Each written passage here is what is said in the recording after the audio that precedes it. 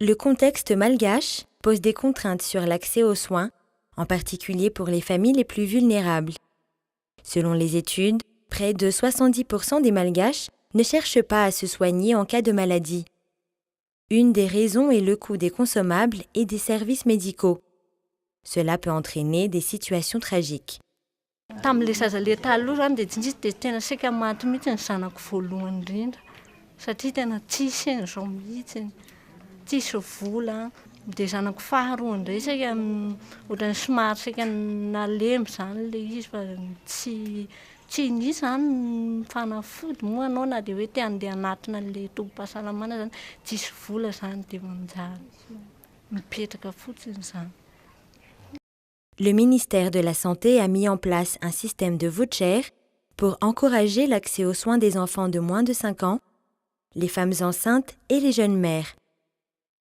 Cette activité bénéficie de l'appui technique et financier de la Banque mondiale à travers le projet Pausens.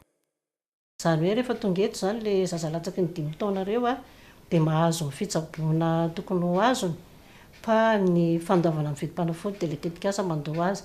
Ohatran'izay koa vehivavy bevoka rehefa misafo dia mahazo an'ilay pilifera, ny odikakana dia tsy mandoa vola koa zareo fa tetikasa mandoa azy. Tombontsoa amin'izy iny dia rehefa maka fanafody dia tsy mandoa vola rehefa marary aty amin'ny hopitaly. Tena mampazoto mihitsy zany rehefa maka aty amin'ny hopitaly rehefa marary ny zaza. Dia zareo koa entanina ho tonga hiteraka aty amin'ny hopitaly dia betsaka tokoa zareo ny tonga satria ilay hoe misy ilay fanomezana omena zareo maimai-poana koa fa tsisy vola aloha mihitsy. Raha ohatra hoe nandoa vola no niteraka taty amin'ny hopitaly dia tsy niteraka taty.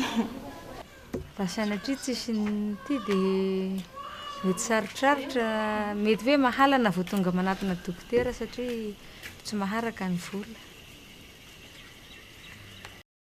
Cette activité a un impact positif direct sur les bénéficiaires et la population en général.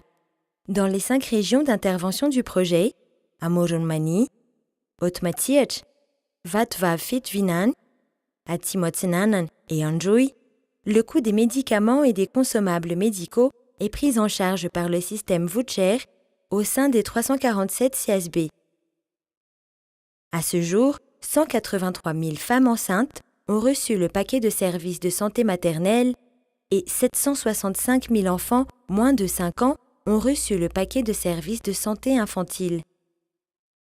L'adhésion des mères et des enfants a été en moyenne 6 fois plus élevée par rapport aux prévisions initiales. Taloha tambola tsisy voucher dia vitsy ny olona tonga aty. Tamin'ilay hoe rehefa nisy ilay voucher dia hita hoe mitombo be zany ilay olona tonga aty na zaza latsaky ny 5 taona na mpisafo.